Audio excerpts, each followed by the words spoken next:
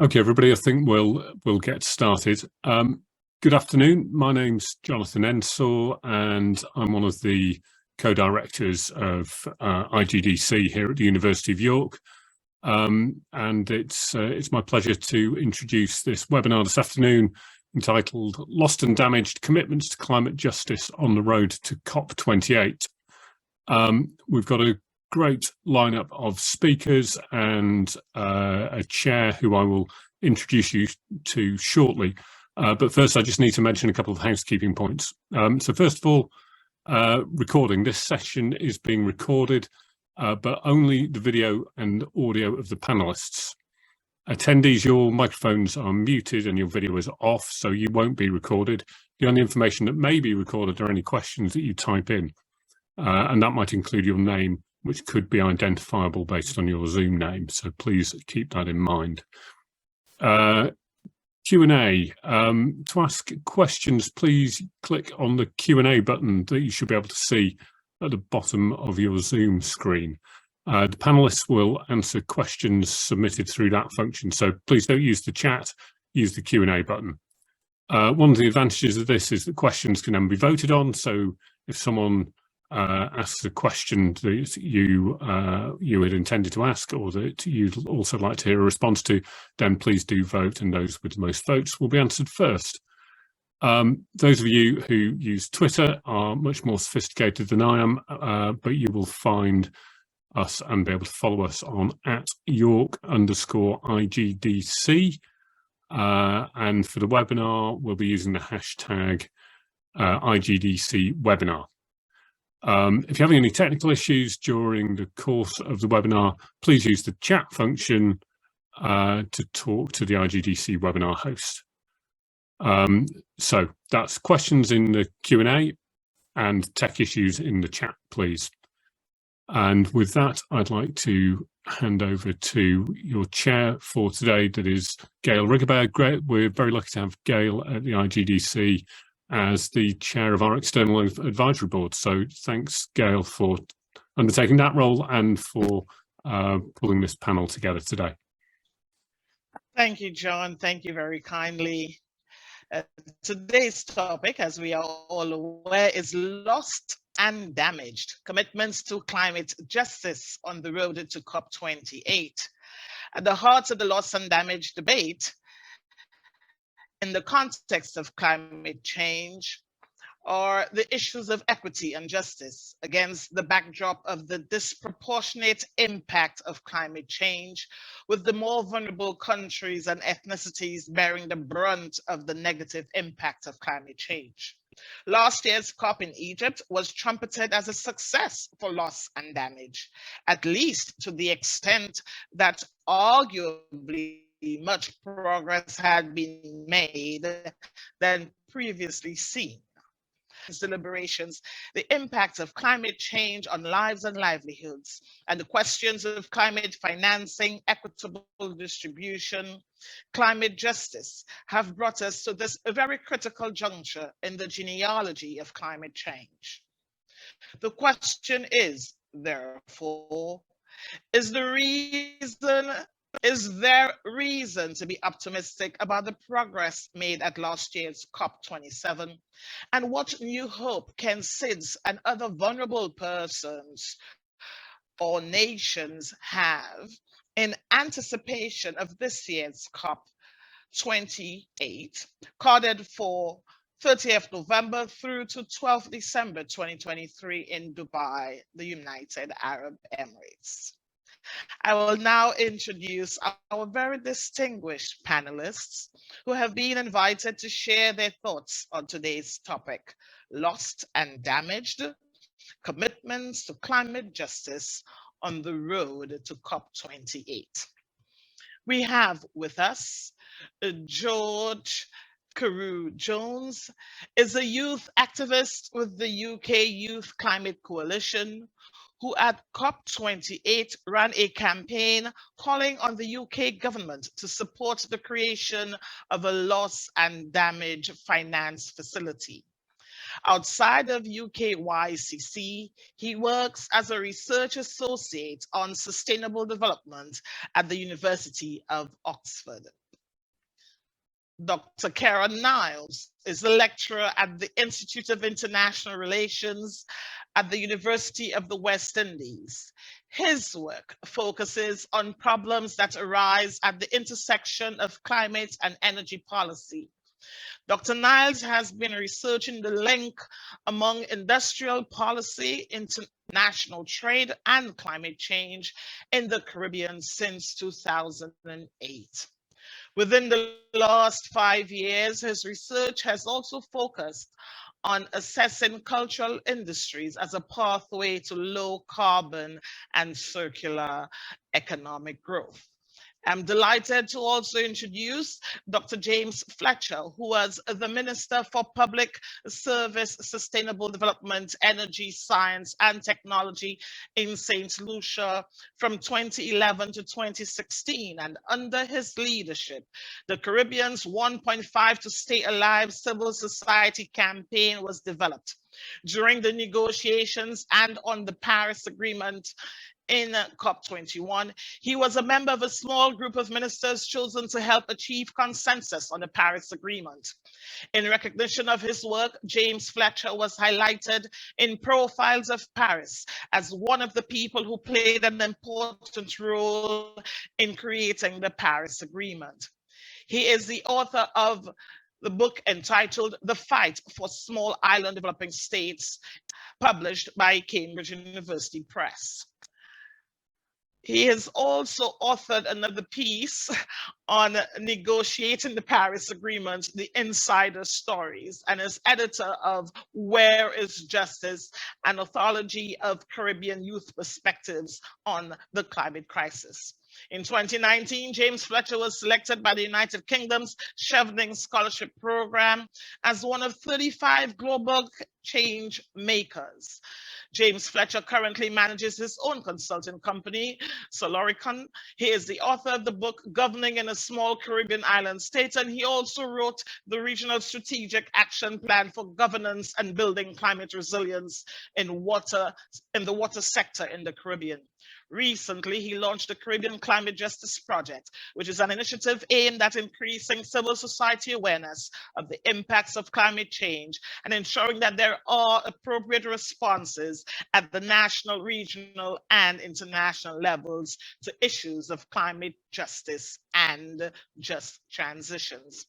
I'm delighted to introduce Emily Boyd, who is Professor in Sustainability Studies and a leading social scientist with a specialist focus on environment and climate change. Her unique focus has been on the interdisciplinary nexus of poverty, livelihoods, and resilience in relation to global environmental change, focusing on issues pertaining to cities, sustainable land use, water, and deforestation in Africa, Latin America, Southeast Asia, and Europe. Her work has been published across the social and sustainability sciences, with notable publications on resilience, adaptation, and the politics of the new carbon economy. Her current research focus is on the undesirable resilience politics of loss and damage, and the intersectionality in societal transitions, including on transformations under climate change. I am therefore so delighted to invite our first panelist to share his thoughts on today's topic. Over to you, George Carew-Jones. Thank you so much, Gail. I'm just going to share my screen quickly. Hopefully you can all see this. Wonderful. So just to say hello, as mentioned, my name is George Carew-Jones. I'm here from the UK Youth Climate Coalition. And I'd like to say a big thank you, first of all, to IGDC for inviting me to speak here today, and especially for we don't always have the opportunity for youth organizations to speak on events.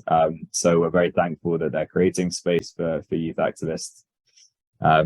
And also just to say, we're very honored. I'm very honored to be on such a distinguished panel here. So great to be alongside everyone here today. I'm just going to speak quickly to the youth perspectives on loss and damage, in particular in the run-up to COP28. I think there's a certain amount of I suppose, like, sometimes there's confusion exactly as to what the role of youth activists is in the UNFCCC space, and I'm hoping to shed a bit of light on, I suppose, what has happened to date, and I suppose what the opportunities are for youth participation in the process in regards to loss and damage up to COP28 and beyond. And so this will be kind of the structure of what I'm aiming to talk about.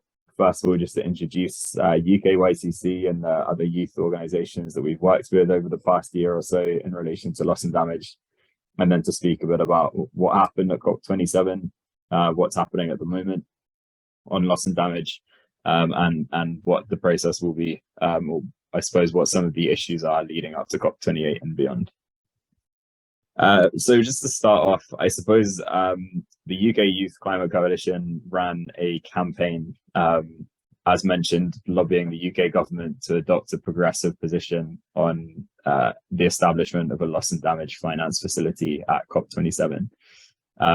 And this was done in collaboration with a large number of other organisations, probably the primary one of which was the Loss and Damage Youth Coalition, which is a global coalition of youth, largely from most affected peoples and areas, what we call the MAPA stakeholders, who came together basically to create a singular demand in relation to loss and damage.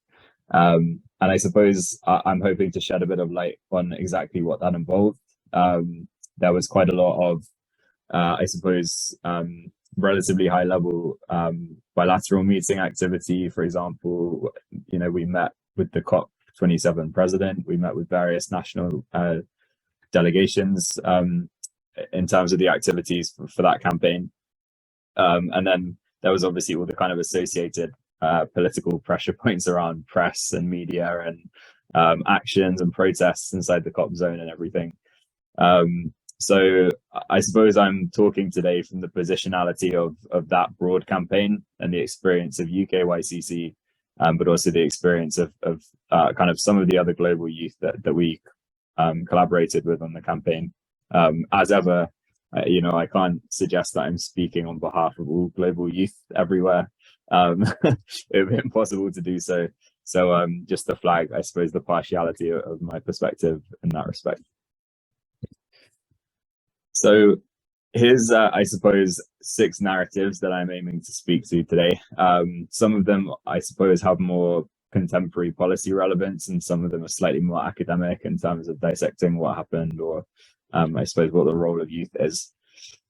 So if we start by looking at the past, looking at COP27 and what happened there, I think from my side, I would argue that there was a relatively singular youth demand around loss and damage at COP27, and that was the establishment of a comprehensive loss and damage finance facility, at least in principle, and the call for that facility to bring about financial justice between those responsible for climate change and those most vulnerable to climate change, but also that facility would be set up quickly, that it would provide additional finance rather than just repackaged finance from adaptation funds.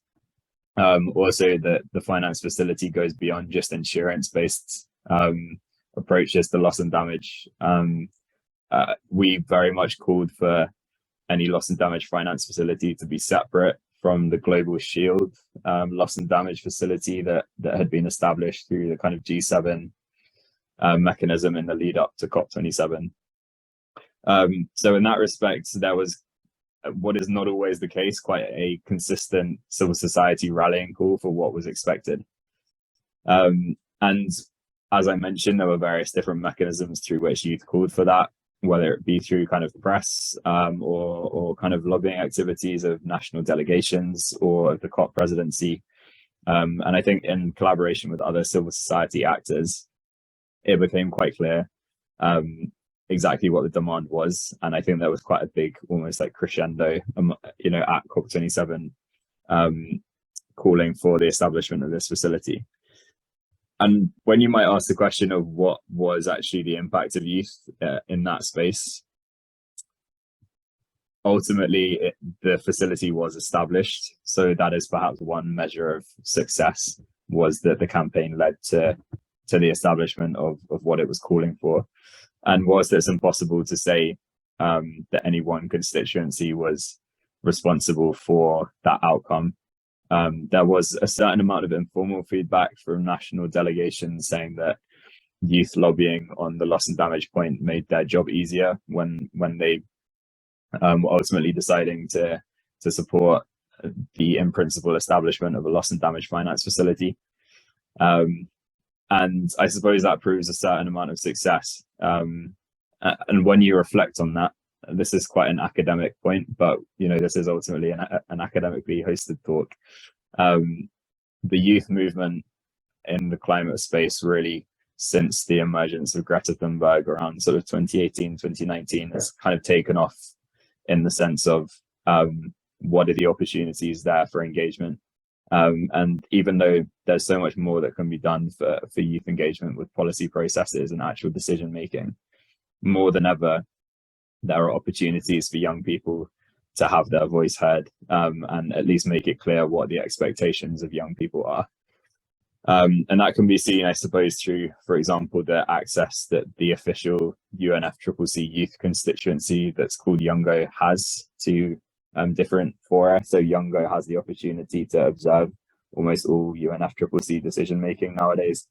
And obviously, it's definitely not the case that all of the most affected youth globally, and certainly not the most vulnerable youth, have access to those spaces. It is at least the case that there's a growing awareness of the importance of youth voices. And that's ultimately because in many respects, people rely on youth to make the progressive argument for financial justice in this case. So that's, I suppose, the question of what happened in the past. And in regards to that, we always rely on this quote from, there's a philosopher called Alan Watts, who I like a lot, who makes this point that the adult world is completely unjust, and that there's a lot of wisdom in young people, equals the wisdom of youth, for those who grow up sharing values of kindness and compassion, and try and hold that when they kind of emerge into the adult world that has all of these unjust power structures involved in it. So then moving, I suppose, to the issue of loss and damage and negotiations at present, and I'm sure other speakers will speak much more on the technical side of this in relation to what's happening with the process of operationalizing the loss and damage finance facility. There are some concerns that have been raised by Climate Action Network about the involvement of observers in that process of operationalizing the fund. So we've had the first committee meeting in Luxor in Egypt about how the fund will operate and what it will look like. And there were not that many youth stakeholders there able to feed into it. And in part, that is because of a perceived expertise gap between what young people are able to say on the topic. I would argue there's kind of two issues with that argument, that young people don't have the expertise to feed into discussions on how things should be operationalized. The first is that there are lots of youth around the world that have technical expertise and the ability to feed into these discussions anyway. But the second point would be, I don't think deep technical knowledge is necessarily needed to make the argument for financial justice. If anything, the presence of observers in these discussions should be to make the point that regardless of how much detail you get into, if those kind of each line of the agreement doesn't sum to a whole that meets the needs of the most affected people and areas in relation to climate change, then it's not fit for purpose. And that feeds into this question of lots of people have made the argument of there might be a trade-off between getting a fund set up quickly and getting a fund set up that meets all of the right goals that it's set. And I think we have to be extremely careful from that point of view to make sure that in the speed to get something set up, that it actually meets the demands of what financial justice looks like to vulnerable youth around the world. And that really feeds into this idea of what the future of the fund might look like, or the future of loss and damage under the UNFCCC at COP28 and beyond. And I think there's two things that I'd like to focus on here. The first is in relation to, I suppose, that argument about historical responsibility and who's feeding the money into such a loss and damage finance fund. The first point here is that during COP27, we at UK Youth Climate Coalition received a lot, like an overwhelming amount of kind of media requests for us to comment on articles where people were complaining about the idea that the UK might have to provide money into a loss and damage finance facility on the basis of historical responsibility. And that was something where we would always maintain the argument that as Global North Youth, we're in a particularly privileged position to speak in these debates. And we have to make the argument that there needs to be kind of temporal justice as well as spatial justice when it comes to the establishment of a loss and damage finance fund. Ultimately, if it's not providing the finance that's needed to the most affected people and the most vulnerable youth in the world, then it's not fit for purpose. And then the second point there is if a fund is established, what is the access to loss and damage finance going to be like for youth around the world? And traditionally, we have not seen youth organizations being able to draw down funds from the, for example, the Green Climate Fund, because there's such high requirements around reporting, kind of financial stability, access to bank accounts, and this kind of stuff. And young people around the world do not have easy access to capital in any respect. So when it comes to loss and damage finance, I think it's very, very clear that there needs to be access to vulnerable youth to that fund. I would kind of quote one exciting example in relation to this. There's an organization that was set up in Tunisia in the run up to COP27 called Me and Youth. And they have kind of put forward a thesis that there should be almost kind of like a living wage provided to most affected youth working on the front lines of climate justice in vulnerable nations, with that kind of living wage paid for by through a facility. And the argument here is basically that loss and damage cannot just be reduced to the idea of, you know, here's one flood that is being caused by climate change that we can link to attribution science. Therefore, we need to pay this amount for this building to be recreated. You also have to think about the livelihoods that are being put on hold because people feel the need to devote all of their time to lobbying on positive climate action when they may want to, you know, go to uni and study engineering or become a doctor, but they feel like they have to spend their time campaigning on climate change and to save their own future instead. So that's maybe one final technical point I'd end on, just to say that any finance facility that is established needs to have kind of routes through which youth organizations can access financing.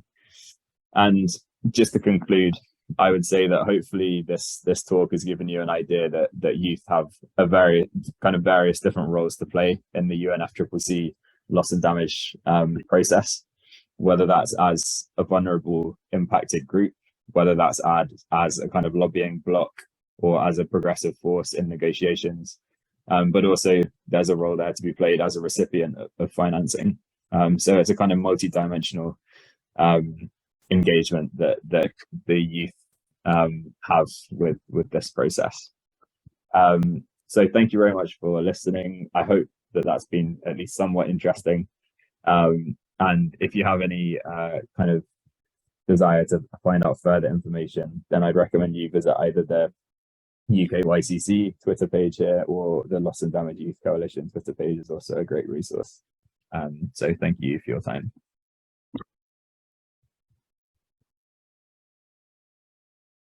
Thank you very much, George. Thank you very kindly.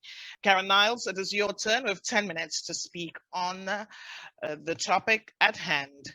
And it is over to you now, Karen.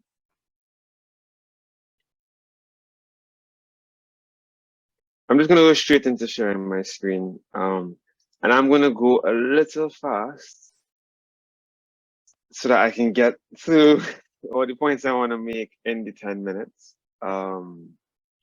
So good morning, good afternoon, depending on where you are in the world. I am greeting you from sunny Caribbean island, Trinidad, part of Trinidad and Tobago, just under heaven.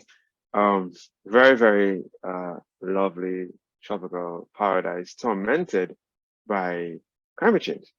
We're gonna have a conversation today, just for 10 minutes, related to loss and damage. I don't have enough time to do what I'm going to do and define loss and damage in its full technical complexity. So I'm going to leave that for one of the later speakers. I think they're going to do that. But I'm just going to make a really simple case for repertory justice. And my area, as you heard when Dr. Rigobert introduced me, relates to the intersection of climate policy and energy policy. But one of the areas of research that I engage in relates to cultural heritage and industries. So you see what I mean in a short while. There's this fundamental question of who's left to pick up the pieces when, or who's meant to pay the cost when a tragedy of the commons occurs. And that's exactly what climate change is. It's a tragedy of the commons, and it's not the first tragedy of the commons that we are facing as a society. You might be wondering to yourself, what is he talking about? Well, the last major one that we face as a global society was actually transatlantic slavery. And the issue of the tragedy of the commons is that any one nation that takes action is dreadfully afraid that they will be disadvantaged by taking action, while the counterparts get to benefit. So other European nations may not have wanted to pay, other European nations did not want to be disadvantaged by having to pay for labor when they could simply keep slavery in place. Certainly, that was the argument being made in the House of Commons when slavery was being debated, and particularly very vehemently by MPs for Liverpool. They did not want to lose the actual trade in the merchandise, which was human bodies at that time. They didn't want to lose it, and also they didn't want their farmers in the Caribbean and in what they call the New World. They didn't want those farmers to lose access to quote unquote free labor, which actually wasn't free. But the more important point is that they didn't want to lose a comparative advantage. And that's the same thing that's happening now. I don't think anybody's arguing really that climate change isn't happening, or people aren't arguing that renewable energy is a good thing. I haven't heard many of those arguments. What I am hearing is, why are you asking us to make these sacrifices when X nation or Y nation isn't making those sacrifices and will be able to accelerate their economic growth? So that's the tragedy of the commons, and it's fascinating because you go from, oh my gosh, sorry, oh okay, you go from just thinking about that to the lack of representation. The fact that no one was there to represent the slave other than the slave owner, to the fact that no one's really there to represent the environment, because no one really owns the environment. The environment in legal terms doesn't have local standard. Property owners have to speak for their property. It was the same thing during slavery. And again, the distribution of costs and benefits in the same way that you had Britain benefiting enormously from the slave trade is in the same way you had Britain benefit enormously from historical use of fossil fuels. And of course, those two things are linked, right? In the Industrial Revolution, gave us the opportunity to become far more efficient because machines don't revolt. Machines don't try to run away. They're far more efficient than slaves. So they were trying to solve one problem of slavery, of inefficient labor, and created another problem in the form of greenhouse gas emissions. So what you have here is a scenario where the benefits are being enjoyed by one, or have been enjoyed by one party for a long period of time, and the costs are being or have been paid historically by, interestingly, the same group of people. So the same less developed countries, the same countries, particularly in the Caribbean region, those same countries that lived through the horror of slavery are now living through the horror of climate change. It's a really interesting dynamic. So one of the questions that I want to ask is, moving beyond that, moving beyond those realities, how does one then account for the intangible costs and losses that occur due to climate change? This was a picture that I took after one of the worst acts of inundation we've ever had in Trinidad and Tobago. I went to help a colleague from the office whose house had been completely flooded out. And this pile was being renewed every day. What the workers were doing was that they were taking everything out of all of their houses, putting them into a pile, and burning them at the end of the day, just to ensure that no one got sick, no one got leptospirosis or any of those things. It's one thing to measure. It's one thing to measure the cost of that loss in dollars and cents, in terms of the cost of the mattress, the cost of your cutlery, the cost of all the different appliances that you have. But who's measuring the intangible loss of all the memories bundled up in those articles in that pile?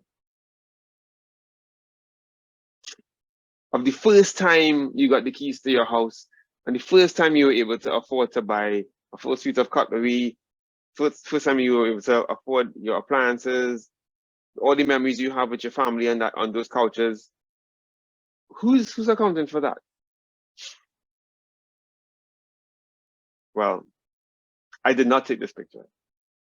This is 2014 February. This is one of the reasons why I think I really want to make the research real.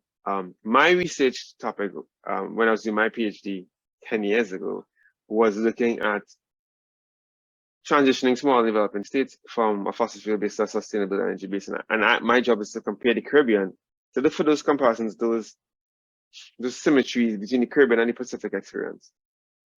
And this experience here of this village in Fiji that was forced to move inland because of climate change impacts, it really stands out. It really comes to memory. This gentleman really stands out. Why? He was forced to move 3 times within his own village. And then after having moved 3 times within his own village, then was moved entirely to this new area, 2 kilometers inland. And I guess from a Western perspective, you might say to yourself, well, I move flats all the time. But let's be very, very clear. As captured in this academic article in 2017, this was an enormously emotional and harrowing experience. Why? Because Fijian culture, particularly for ethnic Fijians, is really tied to land ownership. You're talking about generationally owned land. Land that has been in generations for like centuries, now lost. And so for my students, I have to ask them, do you know what it's like to lose something that's been in your culture for hundreds of years? I lived in Scotland for two years of my life. I wonder what it would be like without Iron Brew. I wonder what it would be like without Totten. I wonder what it would be like to lose something that's really, really dear to you, and who measures that? So when we begin to talk about the loss of culture, again, just to kind of have to make what I think is a really fair comparative analysis. My name is Karen Niles, and the reason my name is Karen Niles is because Niles is the name of my great grandfather's slave master. Niles, that name is from Devon in England. I'm of African descent. I have no idea where my actual ancestral culture is from, none of that. Line in the sand is what slavery represents, for me personally. So there's a loss of culture and identity there, but climate change is doing the same thing to thousands upon thousands of people today. When are we gonna begin talking about that loss and damage as well? But those losses. When are we gonna begin to have that conversation as well? Because it's not just about, and again, one of the next speakers is going to tell you about slow onset losses, the loss of land, the loss of coastlines, and the physical losses. But I wanted to talk about this up front because the compensation that was paid for in the case of slavery wasn't paid to slaves; it was paid to slave owners for the loss of their property. And right now, there is, when we talk about financing for loss and damage, when we talk about really trying to reach those impacted by climate change, interestingly, the decision, I remember this paragraph 52, it actually, the part of the Paris Agreement that actually speaks about loss and damage, Article 8, I remember paragraph 52 of that actually says in black and white that that part of the agreement does not provide any basis for any liability or compensation. Which is a really nice and polite way of saying, let's not make this about reparations. Let's not make this about you coming to ask us for money later because of the damages and the losses brought about by climate change. Of course, the legal enforceability of this is questionable, and I'll leave other speakers to kind of tell you why it's questionable and why it can be challenged in the future and why it will be challenged in the future. But I think we need to have a conversation. I think we need to really talk about the fact that that Warsaw International Mechanism for Loss and Damage, called the WIM, we need to talk about the fact that the legal infrastructure for loss and damage is a critical component of climate justice and the whole. And we also need to do a better job of accounting for intangible losses, right? I know, I suspect that other speakers will talk a little bit more about some of the tangible losses and some of the things that can be done to finance those, but in the discussion, I don't want us to lose the fact that there are people who are already being impacted in very, very meaningful ways. And there are many more losses to come. May I encourage you to wrap up, please? No problem at all. I appreciate it. I'm on my last slide, I think. So yeah, this is it. This is my last slide. So there is a convention for protection of promotion of culture that could be an appropriate place to start. And if you want to read more about this, I have this article that's coming out on this very, very topic. So please feel free to check it out. And I'll end right there. Thank you very much, Karen. Lots of food for thought. I'm delighted to introduce our next speaker, whose bio I would have read at the very start of this morning's session. And Dr. Fletcher will speak with us on the topic, the importance of loss and damage for small island developing states. Dr. Fletcher? Okay, so the importance of loss and damage for small island developing states. I'll take you through a brief, to put this in some kind of context. Why are we here? We're here because our planet is getting hotter. It's getting hotter because of climate change, and it's getting hotter because we've been pumping more and more greenhouse gases into our atmosphere as a result of this heavy industrialization that's been taking place on our planet for over 3 decades now. And the last 8 years are the hottest on record since 1880. And the last intergovernmental panel on climate change, the IPCC, the last report that it put out, stated very clearly and very alarmingly that human influence has warmed the climate, our climate, at a rate that is unprecedented in at least the last 2,000 years. Now, that's chilling. We have not been this hot on planet Earth in the last 2,000 years. And what are some of the impacts? Well, the impacts are diverse and they grieve. The impacts are diverse and grave.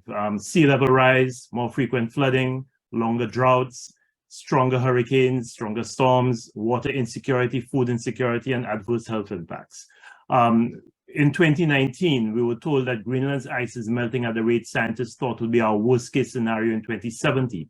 So we're actually 50 years ahead of schedule for what should be our worst case scenario for the melting of ice in Greenland and the North Pole. And what we found is that on both the North Pole and the South Pole, the temperatures are warming much faster than the global average. And that has very ominous repercussions for the rest of our planet, because as the ice melts, gets into the ocean levels rise. And in fact, we've been told that the impact of rising sea levels is being underestimated. And that's coming from scientists, which is not difficult to understand, because I think these desktop simulations treat the planet like it's a linear thing that you could determine, but it's a living mechanism, and when one thing happens in one place, it feeds back on something else, and you have a whole mechanism, as you have in all living organisms. And I think that's why many of the models have underestimated the rate of sea level rise and so many of the other impacts of climate change that we're seeing. And for all small island developing states that are coastal, that have most of their economic and social infrastructure within a few hundred meters of the ocean, that will have and is already having very devastating consequences. Our coastlines are being eroded. Just last year in St. Lucia and some of the other islands in the Eastern Caribbean, we saw significant out-of-season flooding as a result of a trough that went through, and that is becoming more and more frequent. So what used to be a 1 in 100 year event, a 1 in 100 year flooding event, a 1 in 100 year drought is now becoming like a 1 in 50 or 1 in 20 or 1 in 10 year drought. So our extreme weather events are getting more extreme, but they're also getting more frequent. This is again some land slippage that took place in Dominica during that trough that passed in November of last year. And this is the Caribbean in 2019, 2017, where we had 3 major storms impacting the Caribbean at the same time. And the economic losses are very obvious. I mean, if you look at the damage as a percentage of GDP that has been caused to Caribbean countries like Dominica, for example, in 2015, Tropical Storm Erica caused damage and losses that were equivalent to 90% of that country's GDP. Just a mere 2 years later, Hurricane Maria caused losses and damage equivalent to 226% of that country's GDP. Hurricane Irma, the BVI, 309% of GDP. But it's not just those extreme weather events that we are accustomed to. And it's a little sad to say that we've become accustomed to extreme weather events. But we also have ocean warming. Ocean heat hit another record high in 2022. Our ocean, and just this year, 2023, it's been projected that our oceans hit a new record of 21.1 degrees Celsius.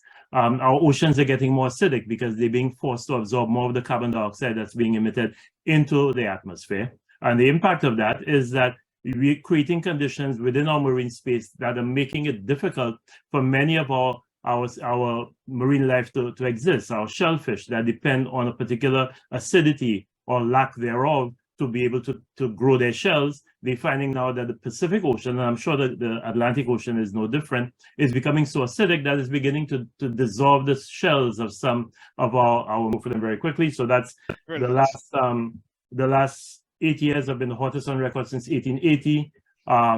Impacts are diverse and grave, as I said. Greenland's ice is melting at the rate scientists thought would be our worst case scenario. And for all our SIDS, coastlines are being eroded, flooding, land slippage, climate change is increasing the impact of storms. And this is a slide that showed the impact of GDP of all those storms. Ocean heat, as I said, hit another record high in 2022. And it has done this again in 2023. Our oceans are getting more acidic. Pacific Ocean is so acidic that it's dissolving. So this is very rude. So instead of looking like this, which is why visitors come to our Caribbean and come to the Pacific so that they can dive and see this colorful marine space, and some of them want to go diving to look for Nemo. They won't see this. What they're increasingly seeing are marine ecosystems that are looking like this as a result of warmer temperatures of our oceans and more acidic conditions. Many of our corals are bleaching, many of our corals are dying, and we're seeing a gradual death of marine ecosystems. More than 230 medical journals came together in 2021 to declare the climate crisis as the greatest threat to global public health. And again, what is ominous about this is that this statement was made in the middle of the COVID pandemic. So, and it's very difficult if you're a scientist, to get scientists to agree on anything. So to get 230 medical journals to classify the climate crisis as the greatest threat to global public health tells you just how serious the problem is.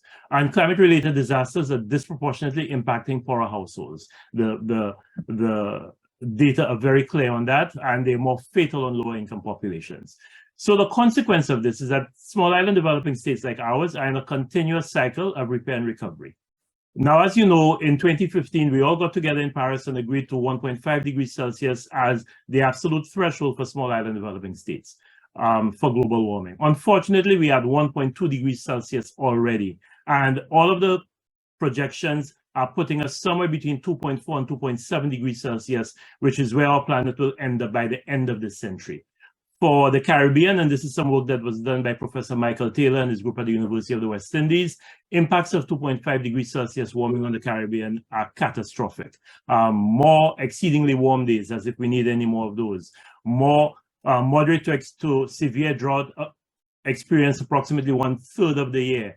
Reduction of between 15 and 25% in precipitation, a slew of very devastating climate impacts, which brings us to loss and damage, which is why we're here and why we're talking. When we talk about loss and damage, we're basically speaking of a range of damage and permanent losses that are associated with climate change impacts in developing countries that cannot be avoided through mitigation or adaptation. So when we get to loss and damage, we've gotten to the limit of adaptation. We can't go any further than that. So we're speaking about things like sea level rise. You can't adapt to sea level rise. You can't adapt to ocean acidification. That's not like your stomach. You have an upset stomach, so you take some Tums or some antacid to neutralize the acid. You can't do that with the oceans. You can't adapt to desertification.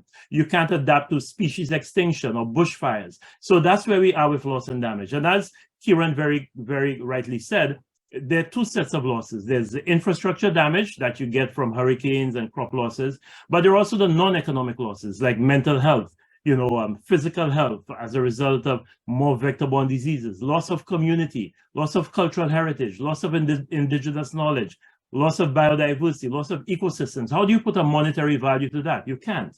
So that's where we are with loss and damage. And loss and damage is of critical importance for small island developing states. This is a huddle at the Warsaw COP that gave us the Warsaw International Mechanism for Loss and Damage. This huddle convened on the day after the COP was supposed to have ended. If you look there, you'll see me with the little ball head somewhere in that huddle. It convened around the St. Lucia desk. And this is where on the Saturday we came to crunch time and we said we can't allow loss and damage to die. But the problem is, for loss and damage, first to respond to loss and damage, we need climate finance. And that's why we were so elated when we heard that COP27 agreed on a new loss and damage fund for vulnerable countries. But in 2009, these same developed countries that agreed to that loss and damage fund pledged $100 billion in climate finance annually from 2020. Where are we? Well, we're nowhere near that. In 2020, the best projections of the OECD put us at $83 billion in climate finance. And I say best projections. We don't think that we had $83 billion of climate finance disbursed or mobilized in 2020. But unfortunately, most of that money is in the form of loans. So the irony of this is that the same countries that cause the problems and that have caused us to be victims are saying to us, well, we will lend you money so that you can now deal with the problem. So they are breaking our feet and they're telling us that we will sell you or lend you or a crutch to deal with your incapacitation. That doesn't sound fair. That doesn't sound like justice to me. And unfortunately, also, a lot of the money that has gone through climate finance has gone in mitigation. But for us, mitigation is not that important. We're not the ones contributing to this problem. We're the victims of the problem. And where we need the money is in adaptation to allow us to adapt as best we can to the impacts of climate change. The last report by the UN, by the United Nations Environment Programme, puts the financing gap for adaptation that we need somewhere between $160 and $340 billion in adaptation for developing countries. Remember what the pledge was, $100 billion annually. Well, we need now between $160 and $340 billion annually. And by the year 2050, it will come to it will be between $315 and $565 billion. And that's just adaptation. That's not loss and damage. The projected economic cost of loss and damage is roughly $400 billion per year, which will reach between $1 and $1.8 trillion by 2050. So you see the dilemma that we have. And for small island developing states, there are only 388 projects that have been approved, totaling $2.1 billion in a 17-year period between 2003 and 2020. And then, to add insult to injury, this report by Oxfam and many others who have been keeping track of climate finance has suggested that the developed countries have overestimated, there's a lot of greenwashing taking place, have overestimated their climate finance contributions by as much as 225%, which is why I said originally that we had to take this $83 billion mobilized by 2020 with a big grain of salt, because I don't think we've mobilized anywhere near that amount. And again, to add more insult to injury, these same countries that are not providing us with the climate finance, between the time when we adopted the Paris Agreement in 2015 and now, have funneled over $3.3 trillion into fossil fuel subsidies in their respective countries, the G20 countries. So they're not giving us money for climate finance, yet they continue to provide subsidies for fossil fuels to exacerbate the problem that we're experiencing. So the takeaway is that we must sharpen the focus on climate justice. Last year in Kigali, I, together with a group of people who attended the Commonwealth People's Forum, said that probably what we need is a World Environment Court for climate justice, which is why we were very happy to hear that this matter of countries, the developed countries' obligations on their climate duties has now been referred to the International Court of Justice. And we're keeping a very close eye on this to see what the ICJ says with respect to the responsibilities of the developed countries where their climate responsibilities are concerned, because the Paris Agreement is not a legally binding agreement. Nobody can be brought to task anywhere except through some moral suasion for reneging on their responsibilities. We believe that we cannot continue to suffer. Our economies cannot continue to be devastated. We cannot continue to see lives being lost. And we cannot continue to see whole ecosystems disappearing, and countries like Kiribati and Marshall Islands needing to relocate to other places where they're not so much in peril, and the developed world continues the way it's going. If you want to see what Caribbean youth think about this, there's a very interesting publication that I edited that we put out last year called Where is the Justice? An anthology of Caribbean youth perspectives on the climate crisis. I would highly recommend reading it. It's available on Amazon. It tells you how our young people view their future, and that is not a rosy, optimistic outlook. So what do we need? We need more advocacy from civil society. We need more urgent action to curb emissions of greenhouse gases, because even if we get the finance, if they continue to emit greenhouse gases at the rate at which they're emitting, we will be dead in the water, literally. The climate crisis poses an existential threat to small island developing states, and loss and damage is a manifestation of that threat. Unfortunately, time is running out. So we must make sustainable development and climate change issues that matter politically. For more information, we have this Caribbean Climate Justice portal that we've set up that's available at caribbeanclimatejustice.org. I would recommend that you visit it, see what's happening in that space. Madam Chair, thank you very much for the opportunity to present today. Thank you very much, Dr. Fletcher, for this chilling reality check. It is my pleasure at this point to introduce our next speaker, who is Professor Boyd.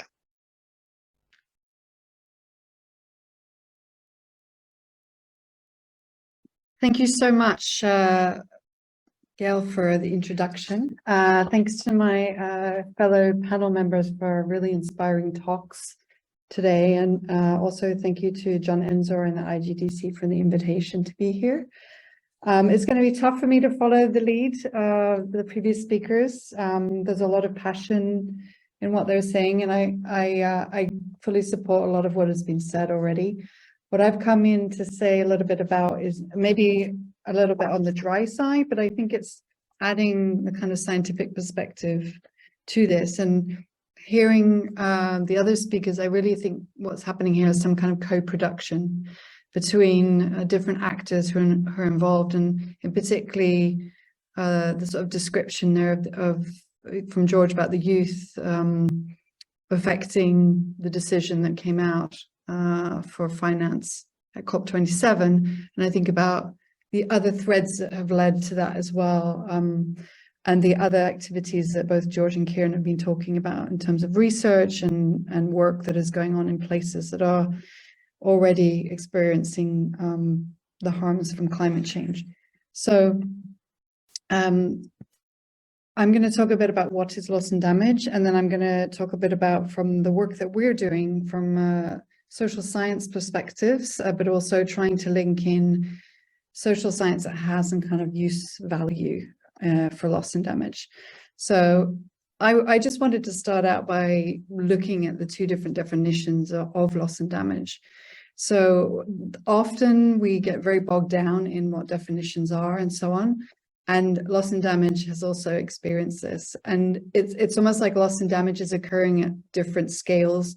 There's the big L&D, which people talk about, and this is how we describe this in the latest IPCC report in Working Group 2, that there's loss and damage, which is related to the Paris Agreement on Article 8, which is related to the Water International Mechanism, and it's a vehicle under the UNFCCC process to avert, minimize, and address loss and damage associated with climate impacts, including extreme weather events and slow onset events. And this is what we've been talking about to some degree today here. Out of this definition, we get the discussion around what kind of finance do we need. And that brings up a whole set of issues about, are we talking about finance to avert? Are we talking about finance to minimize? Or are we talking about finance to address loss or losses and damages? Which I think then some of the talk from both Jimmy and Kieran sort of reveals the already addressing losses and damages that are occurring. And I think this is still a highly contentious discussion in the sense that we don't necessarily agree on what those funds are going to channel resources or money to.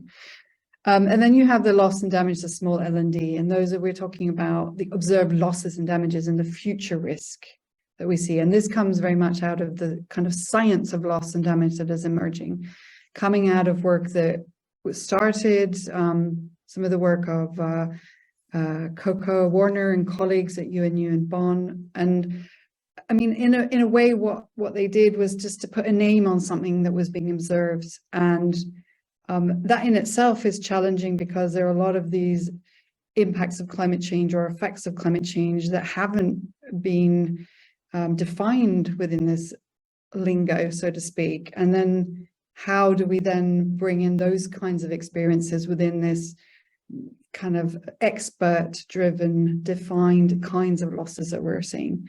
So there's a recognition there that we have a challenge with this definition as a start.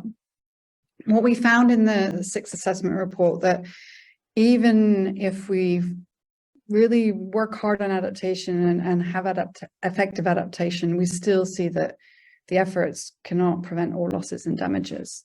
So I think what this raises in relation to my previous point is that we're still trying to understand what are the failures within adaptation, both in terms of the failure to finance adaptation adequately, but failures at national level and local levels, also to be able to adapt, to be able to overcome, perhaps we call about limits to adaptation.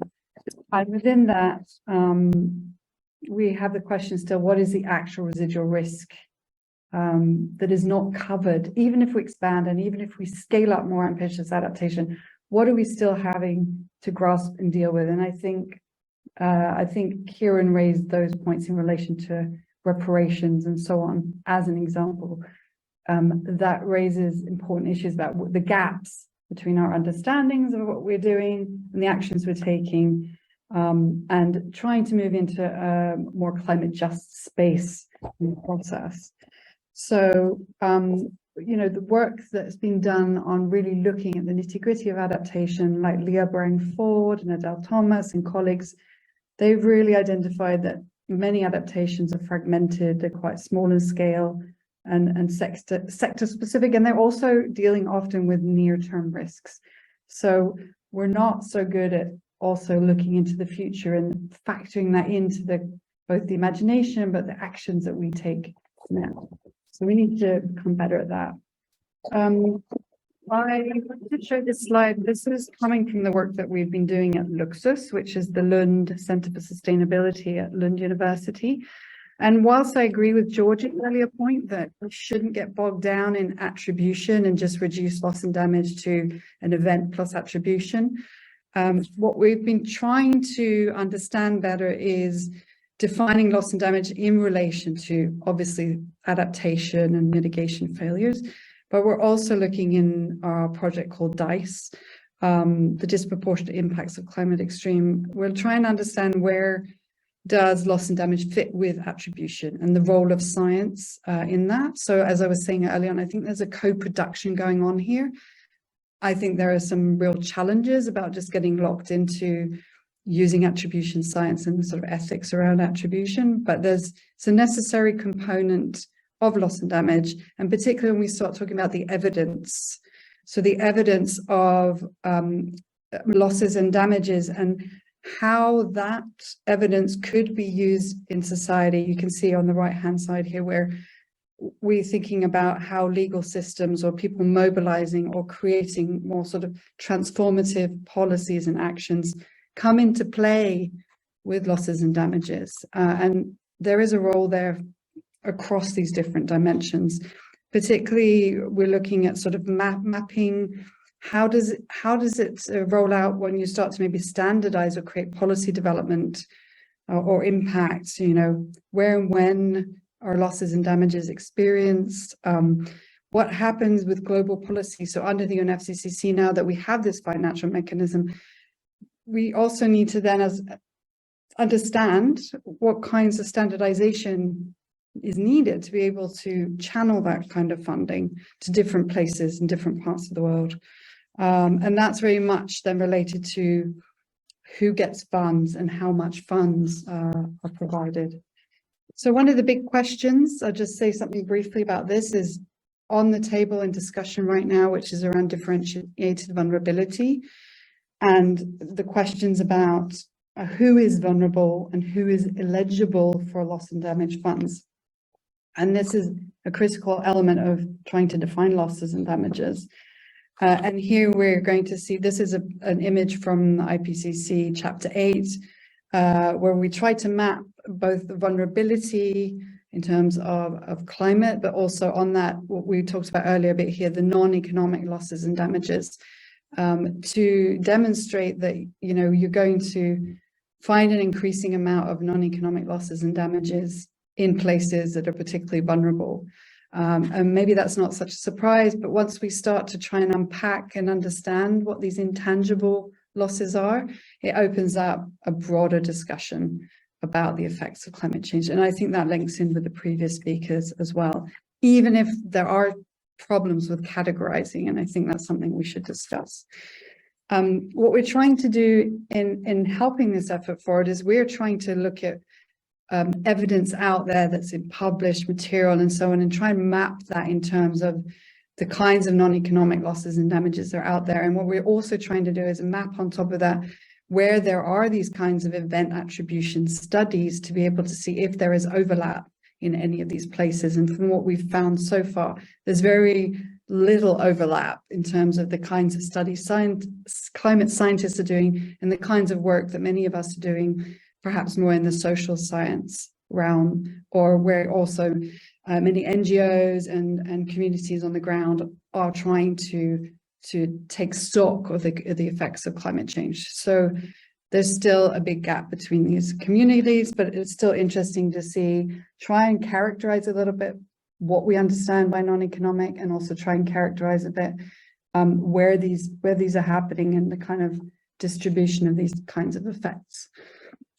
So in terms of a social science perspective on this, in terms of advancing the way we think about losses and damages, there's obviously a lot of work that needs to be done in terms of how we set out research approaches and research design, how we co-produce a better understanding of losses and damages. Perhaps one way that some are doing this in a very interesting way in ECAD in Bangladesh is starting to look at values and how people understand losses and damage in terms of non-economic but also economic values. And we can take some good insight there also from the IPBES and the biodiversity ecosystems community that have really mapped out in the latest IPBES report a very in-depth understanding of plural values and how you can start to bring different values to the table. I think we can learn a lot from that community here into the climate community.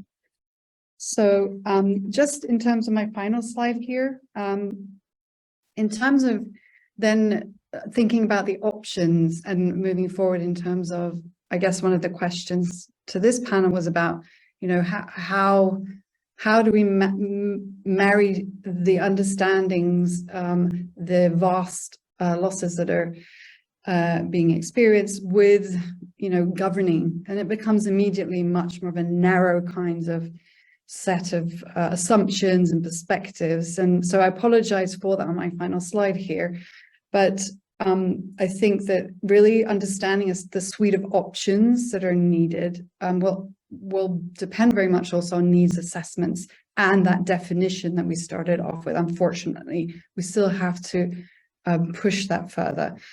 In terms of values, as I mentioned just now, really understanding a broader understanding of non-economic loss and damage. The values approach might be a way to do that. Now, taking then this up into the national level context from the work of people like Lisa Van Hala and others, there's still quite a limited understanding of what loss and damage is. And it's framed largely as disaster risk reduction or sort of humanitarian effects, but there is scope there to really broaden that out and bring into the national discussion adaptation together with DRR, together with development, to really hone down on how this loss and damage is different to what we're doing currently. It's an opportunity in that regard. In relation to the scale of finance, I know that our previous speaker, Jimmy, mentioned numbers in terms of what we know about adaptation. In terms of loss and damage specifically, the estimates are still largely unknown. Different numbers are rounding around with people guesstimating. But I think there we need to do some more systematic analysis on what these ranges might look like. And I think there is going to be some trade-off in terms of building on existing funding mechanisms and what we know about the gaps in existing funding for adaptation to try and take that into the loss and damage space. And then I guess, like everybody here on the panel here, we're all convinced that there is an underpinning of a climate justice perspective that's undeniable now. That is what loss and damage is all about. And it leads into interesting questions and understandings about social mobilization. So the movement, engagement of civil society, beyond that as well to the courts, and alternatives outside of sort of mainstream to be part very visibly in solving this in a collective way. I guess my final comment there was maybe that leads me to thinking there's a politics of loss and damage that really needs to be articulated, and an understanding around that might be quite helpful. So thank you very much. Thank you very much, Professor Boyd. I thought that was a very healthy note on which to end the various presentations. I must say, in a sense, you were able to connect the previous presentations and to justify George's clarion call for increasing spaces for youth expressions and their participation, not only in the broader climate change discourse, but more particularly as it pertains to loss and damage. And of course, we heard from Karen on the issue of tangible and intangible losses. How do we, as you have indicated, Professor Boyd, how do we value our cultural goods? How do we value heritage? How do we preserve our cultural heritage in the context of climate change?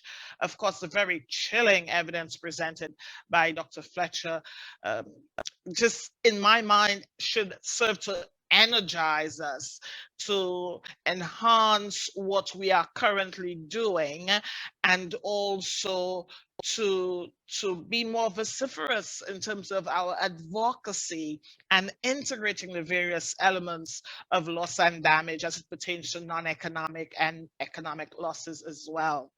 So thank you to all our presenters. At this time, we have with us Dr. Nurse, who will serve in a sense to help us connect the dots as a discussant on the previous presentations. And Dr. Nurse, you have 7 minutes in which to do so. And then we move over to our question and answer session. Thank you very much, panelists. Over to you, Dr. Nurse. Thank you, Dr. Rigobert. It's a pleasure to be participating. I apologize. I'm just moving out of another meeting where we're talking about the issues of green industrial policy. And particularly with a focus on the issue of how do we promote a particular initiative. It's called the Barbados Initiative, which of course the Barbados government is pursuing and encouraging. So we have a number of international scholars and presenters here with us. And so I want to infuse some of those ideas into the discussion. In some respects, you know, the whole issue of loss and damage is a real critical one, particularly for small island developing states. Indeed, it has begun to shape in so many ways the fundamental elements of our development equation. Because I think, as Jimmy has indicated very lucidly, the challenge relates to this continuous process of indebtedness associated with climate change. So we're just playing catch up, or it's like the dog trying to catch its tail, and the debt is increasing. So there's a financing dimension to the loss and damage equation that needs to be resolved. Where's that money going to come from? Where are those resources going to come from is one of the key issues. But I want us to take us back a little bit further into, you know, how do we measure loss and damage in the first instance? Of course, it's the immediate impact. But what we are finding from a number of studies, including studies, for example, on public health, is that the post-disaster impacts can be extended. And in fact, the loss of life, for example, from a hurricane, is significantly higher in the post-disaster phase than in the traditional calculations of those who died directly from or impacted directly from the weather events. So how we calculate what sometimes are referred to as non-economic losses is part of the equation. Another key element of the equation that we need to factor in better is the impact of climate change policy. So whether you're talking about carbon border adjustment measures, whether you're talking about the introduction of risk reporting and climate-related risk reporting mechanisms that are becoming more and more part of both foreign direct investment and international trade. Those new, let's call them mitigation measures that are being implemented by the developed economies are going to impact on our trade. It's going to impact on our employment and so on in our economies. And so the impact from climate change and the losses associated with it are multi-factored. And our approach to mitigating from a developing country standpoint has to be also multi-factored. So we need to have a more sophisticated mechanism for doing the measurement in the first instance so that we could actually do the management. And for me, that is a really critical element for us to build some capacity, both in our academic institutions and as well as in public administration in our countries. The other key thing is, well, how do we frame or reframe the opportunities for our economies in relation to climate change? We do know from past experience that, you know, when there's funding for countries as a result of a disaster, there's a lot of commitments, but the actual disbursements are a shade of those amounts. So if we put all our eggs in the basket of getting, loss and damage financing, I think we'll be sadly disappointed. That's an unfortunate circumstance of the global political economy. So how do we finance on our own time, in our own frameworks, both the adaptation processes that we require, as well as some of the mitigation processes that we need to invest in. So the first and most important of that is for even small economies like our own, even though we are financially challenged, is to redirect some of our government procurement towards strategic green procurement. In most developing countries, and particularly in small economies like our own here in the Caribbean, government share of GDP, government expenditure share of GDP is quite substantial, in excess of 25%, closer to 35% in some instances, depending on the size of the economy. And so strategic government procurement is a mechanism by which we can begin to green the economy and create scale so that governments can, for example, introduce photovoltaics for all government buildings, for example. And by one swell swoop, they've created a new sector with new jobs and new enterprises. And this, an investment, for example, in greening all these buildings can cut all fossil fuel imports and consequently save foreign exchange. And so this is a mechanism that's within our power and control. So it's not reliant on external entities to make that difference.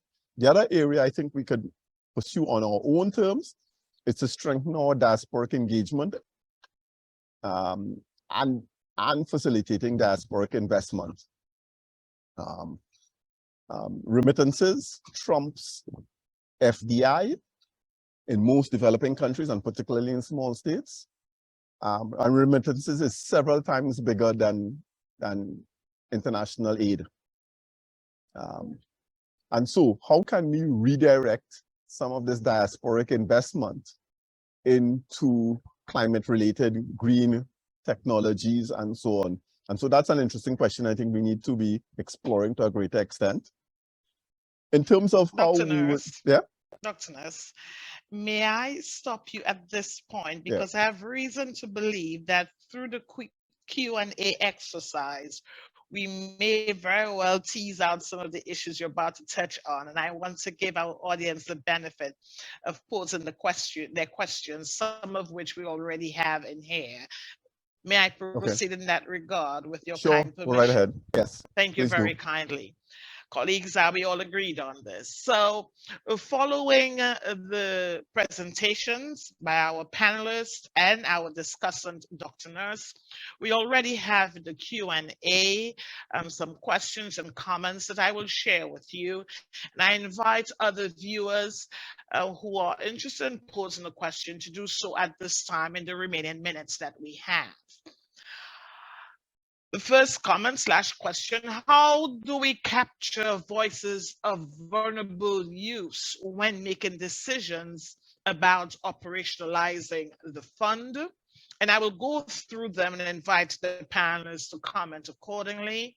The second is a comment and a question by Mr. Cuthbert Nathaniel. Very enlightening and informative session.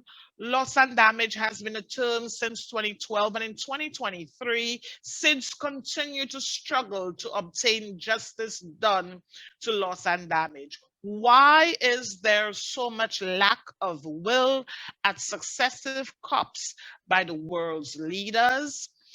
And a very encouraging note there, Mr. Nathaniel indicating that he is delighted to see two former ministers speaking a very important topic of climate change, and that we need knowledge and awareness to every single person in our countries, from our fisher folk to CEOs, from primary school students to university graduates. And further, we are losing coral reefs rapidly through coral bleaching, widespread mortality of sea urchins, and the destruction of once pristine dive sites. As a consequence, the dive sector is in jeopardy, and by extension, that compromises the tourism sector. Again, questions about sustainable tourism and, or as Dr. Nurse just recently commented, greening or strategic green projects or development approaches. I now invite our panelists to comment on these as they pertain to you accordingly. And the first, I think, might have been directed at you, George, in the first instance, don't you think? Yeah, for sure. Thank you, Gail.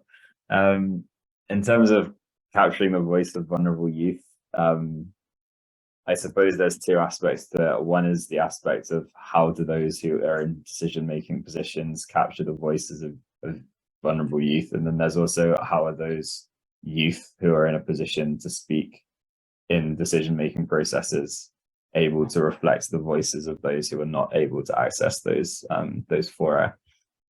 So I guess I'll take those in turn. One, I guess the question about youth being able to feed into decision-making processes in general, it's about ensuring resilient opportunities for observers to view and provide inputs to processes in a way that will actually be listened to.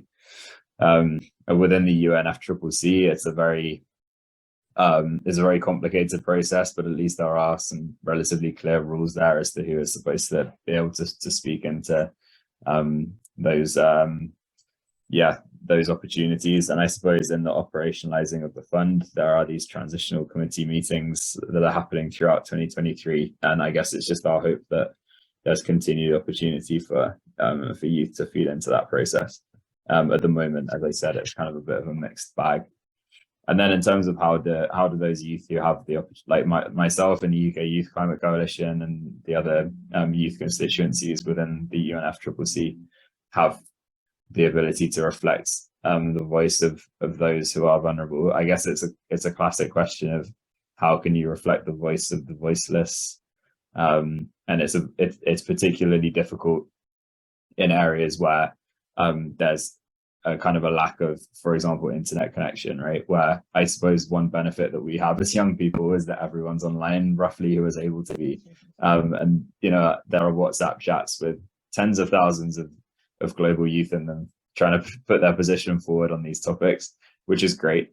And it means that you can have honest discussions where people share their opinions on stuff and they get challenged by those on the other side of the world in a way that hasn't been possible in past generations. So I suppose it's kind of having the openness to reflect that. But then, as I mentioned, there's a number of unbelievably productive and kind of extremely honest and well-resourced kind of organizations such as the Loss and Damage Youth Coalition that speak directly from the as youth in the kind of most affected areas. So it's always a case of making sure that any kind of observer-based observer-based kind of interjections made in decision-making processes, that those are kind of coalition-based and reflect those views as well as the views of any kind of, just making sure nothing is too centered in a position of privilege, I guess. Thank you very much. Thank you very kindly. Excellent. Dr. Fletcher, if I may, you had referenced that publication was a compilation of few voices, and I wonder to what extent you were able to capture. Is Dr. Fletcher with us? Yes. I am. To what extent were you able to capture that vulnerable subsection of the youth demographic, and to ask whether some of what Karen raised in his presentation was reflected in the exchanges that you had with those youth as well? Thanks, Dr. Rigobert. Yes, what we did was in 2020, I think it might have been, or 2021, we basically invited Caribbean youth from all over the Caribbean to share with us their thoughts on climate change, what sort of future they saw through poetry, prose, and photographs. We were overwhelmed by the responses. I mean, I didn't know there were so many young poets in the Caribbean. We got over 300 poems. We got almost 200 essays, and the essays were on a range of topics. So we asked them, imagine yourself as a leader of your country addressing the United Nations on climate change. What would you say? Imagine yourself writing a letter to the leaders of the Caribbean on climate change. What would you like them to do? Picture the year 2030 and what it brings for you as a young person who's now an adult living in a new climate era. What does that future look like? Imagine yourself as a young person trying to convince your climate skeptic friend that climate change exists and is real. So there were like 12 different topics that we asked them to speak on, and it was really difficult to distill that down to 13 essays, 5 poems, and 5 photographs, which is why this book is really compelling reading. It tells you, first of all, how Caribbean youth perceive the climate change problem, and I'm sure it's no different to youth in the Pacific or in the Ames region. They feel frustrated that they're not part of the decision-making process. They feel very pessimistic about what this future holds, but there is a very clear understanding of what climate change is, given the fact that climate change is not a topic that's been taught in schools, and I dare say our governments have not done a good enough job of being inclusive in bringing young people, and we've been very tokenistic in the way in which we've dealt with young people. You know, Caribbean governments and SIDS governments will take a young person along with the delegation to COP and say, oh gosh, I'm involving young people. But in the discussions that take place between the COPs, in the committees that look at what is happening, applications for development, we're not involving young people. And that's the only way we can have a true engagement of young people, when we bring them as part of decision making, and not just carry them to a COP where they don't even know what's taking place in a COP because they have not taken part in any of the discussions that have preceded that COP. So we have to be a lot more honest, a lot more sincere, and a lot more engaging with our young people in order to get them, because one of the things I found working with young people for the Caribbean Climate Justice Project is that their creativity, their passion, their enthusiasm is unmatched. I don't have that at my age. I had it when I was their age, but I don't have it anymore at my age. So we need to bring them in because they have so much, and the way they look at problems is totally different to the way we look at problems. I also wanted to touch, with your permission, the question of the lack of willpower at COPs, and I think Kieran raised it when he was speaking of this clause in the decision that speaks of liability and compensation. We had a hard-fought battle. The European Union, I remember Amber Rudd was the Minister of Responsibility for Climate Change in the UK, and in one of the bilaterals I had with her, Amber said to me very clearly, we will not agree to loss and damage being a separate element in the Paris Agreement if there is any reference to liability and compensation. When we met with Barack Obama said the same thing. He said any discussion on liability and compensation will not get past my Congress because it's populated by Republicans. And although I'm an island boy, I'm from Hawaii, those were his words, I'm from Hawaii, I understand what climate change means to island countries, I can't get that past my Congress. So there was a very clear understanding that if we even started to speak the first syllable in liability and compensation, it wouldn't see the light of day. But we always understood, as Kieran said, that there are international agreements, there are legal instruments that allow us to bring up the issue of liability and compensation. So what we were very clear in the negotiations was to say that nothing that we agreed to in the Paris Agreement prevents or negates any avenues that we have to address liability and compensation in areas outside of the Paris Agreement. And the developed countries have pushed back on loss and damage because of that one fear: liability and compensation. So to answer Cuthbert's question about why there has been so little progress on loss and damage, it's because of liability and compensation. They are mortified at the thought of being held responsible for what has taken place and being asked to compensate small island developing states because they know they're liable. It's the same situation like happened with the tobacco companies when it had to take litigation to get the tobacco companies to agree that they were the cause of the lung cancer that people were experiencing. And that's why I think that we can't continue just down the path of very gentlemanly and gentlewomanly negotiations at COP without having that stick of litigation and pursuing it as a parallel threat. Because unless we do that, we will continue to be strung along in very slow, incrementally progressing COPs, whilst the impacts of climate change are proceeding at lightning pace around us. So that's my response to those two questions. Climate finance, we need to get it. And I'm really pessimistic, I can tell you, about the loss and damage fund, because if I have to judge by what they've done with the Green Climate Fund and the Adaptation Fund, there's nothing for me to be hopeful about. I think they gave us a loss and damage fund at COP27 to appease us, but I think we now have to hold their feet to the fire and say, oh, giving us a fund that you have not capitalized means nothing. You know, we need to get that funding immediately, and don't make us have to jump through hoops to get this money. You know, understand that we have resource restrictions in small island developing states. So all of these big fiduciary requirements that you require and all of these things that we must set up, you really are rearranging deck chairs on the Titanic while it's sinking. So I think our leaders have to make that point. And I think, Dr. Regobert, the problem for me is that our leaders only focus on climate change at COPs. So you have all of our leaders, they come to the COPs and they make these great statements and they engage. But in the period between COPs, when they meet at the WHO, our health ministers are not speaking about the climate impacts on health. When they meet at the tourism CTO and Caribbean Tourism Organization, they're not talking about the climate impacts on tourism. They're not talking about the climate impacts on agriculture when CARDI meets and the FAO meets. So climate change has to be at the front of every single conversation that our leaders have, and they should not restrict it only to the COPs, which is what is happening right now. Thank you, Dr. Fletcher. I want to bring in Professor Boyd and then Karen.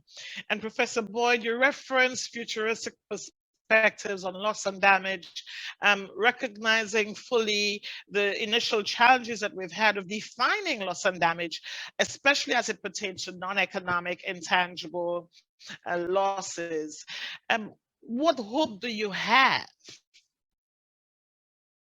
for loss and damage in that respect?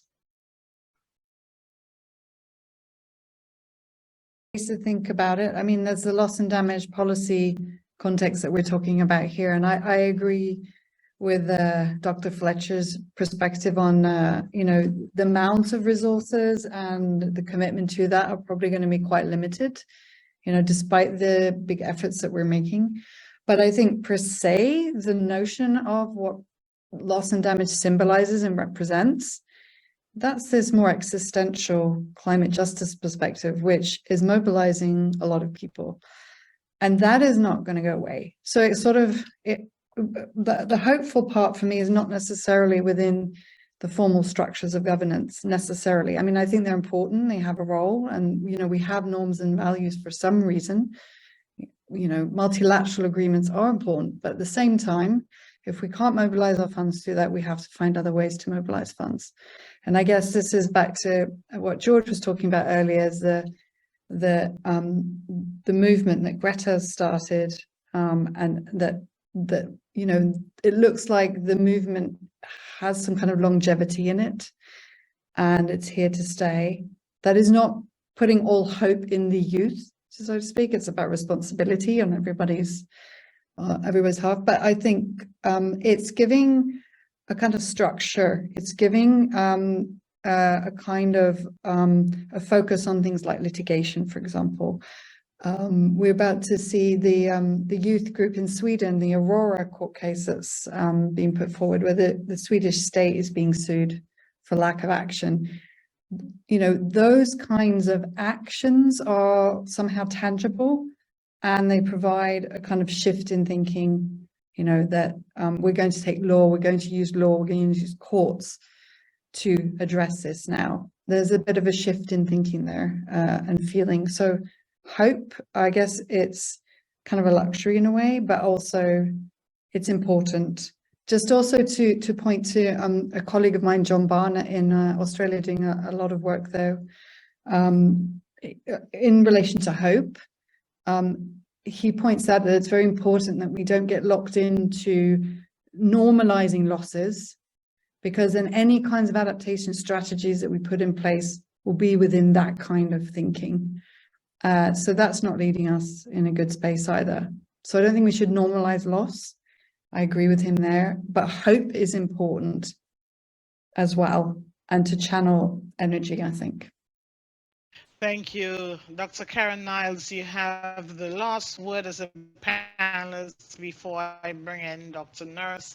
But to ask of you, to what extent are you confident that we can operationalize the various cultural heritage avenues available to us to ensure that climate change as a topic, an issue, problem is not a one-off every time that the COP comes around, and that is mainstream, so to speak, that becomes part of our everyday lexicon. So we can leverage our culture to do that, leverage youth voice to do that, but also to avoid the mistakes of the past when we speak of reparatory justice, in ensuring that moving forward, that in the climate space we don't experience the same quantum of loss that is sometimes not even noticed or acknowledged in the way that we see happening with climate change now. Your comment? Because I don't have much time, thank you so much for the opportunity, everyone. Because I don't have much time, I'm just going to say off the bat, I think we need to be very realistic about why these things are hard. These things are hard because the debate is no longer about whether or not this thing is happening. We've moved past the part of that debate, to use Jimmy's metaphor or analogy. We've moved past the debate about whether or not smoking is linked to lung cancer. We know that climate change is real. We know it's happening.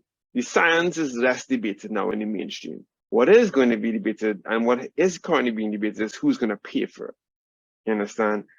I think that definitely cultural heritage tends to be sidelined. But when I bring it to the forefront, no one is debating that man who's now been alienated from the land that has been in his family for generations, that no one is negating the mental health impacts upon him, the mental health impacts upon his family and his community, or just the emotional loss that they're experiencing.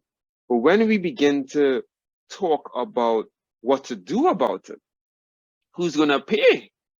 That is where the debate is at right now. And there are two things here that I really want to leave with everybody. Number one, for full disclosure, I used to work on a board that advised the Prime Minister of Trinidad and Tobago. Keith Nurse is on that board as well. And I'd say this, policies right now are really dominated by economics. And some of that is really healthy and understandable, but some of that is also really unhealthy. There's a reason why I talked about tangible and intangible and not necessarily economic and non-economic. You know, the fact of the matter is right now, a lot of things are just being measured in dollars and cents. So if I tell you, this is the lost experience, okay, the immediate question that is asked next is, how much is that going to cost me? And that is why, to answer Sean's question in the chat, that's why your governments are so slow to move. It's because if they tell the British public, we're going to spend $100 billion or 10 billion pounds on assisting small and developing states, then people in the British public are going to start talking about food banks in the UK, how people are struggling in the UK, why is that money coming here? And I think just the last part of this that I really want to sink in your brains, like for everybody here. Last week was an immensely important week for persons in my field that study things at the intersection of energy policy and climate policy. Last week, BP decided to downscale or reverse its ambition. So BP had the most ambitious energy transition policy of any energy company its size to transition to sustainable energy. But because, in large part, because of the impact of the Russia-Ukraine war, they realized that their competitors were making a lot of money that they were not making now and are not set to make in the future because of that plan. So BP decided, let's scale back. Let's make some of that money in fossil fuels, because this crisis is on. That is the nature of the dynamic that we face. And it cuts across everything that we spoke about here today, including the cultural questions. So it's not that they don't care about our reefs. It's not that they don't care about our natural ecosystems. It's not that they don't care about the mental health impacts and the cultural heritage impacts that we are facing. The question really is who's going to pay for it and how. Thank you very kindly, Dr. Nurse. Who is going to pay and how? Do we have any historical precedent for the West acknowledging and showing the degree of benevolence that we are calling for with respect to tangible material intervention beyond colorful rhetoric that often dominates many of the international spaces in which we have those conversations? Dr. Nurse?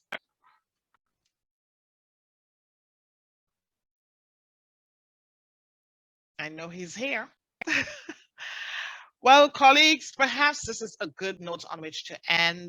To the extent that we've gone 14 minutes beyond the allotted time, it tells me that there certainly is a level of interest in this topic. May I begin by thanking my distinguished panelists. Thank you very much for responding to our invitation. George Carew-Jones, Dr. Fletcher, Dr. Niles, Dr. Nurse, Dr. Fletcher, Professor Boyd. Thank you very, very kindly for sharing your thoughts on this all-important subject with us. Let me also thank the organizing team, my colleagues from the IGDC, Leanne, John, Elizabeth, and the others. Thank you for hosting the seminar. You worked very hard behind the scenes, and without you, it would not have been possible. I also wish to thank our participants, both on this and other platforms. Thank you so much for logging on, for your comments, your questions and answers, your questions in particular, and I pray that we're able to answer many of the questions that you did pose. It leaves me now to say to you, the fight continues. We need to ramp up ambition. We need to amplify our efforts. We cannot go it alone. We need all of you. We are all in this together. Do have a pleasant afternoon, late morning, depending on where you find yourself in the world. Thank you very much. And I will see you in another couple of months as the conversation evolves. Thank you very kindly.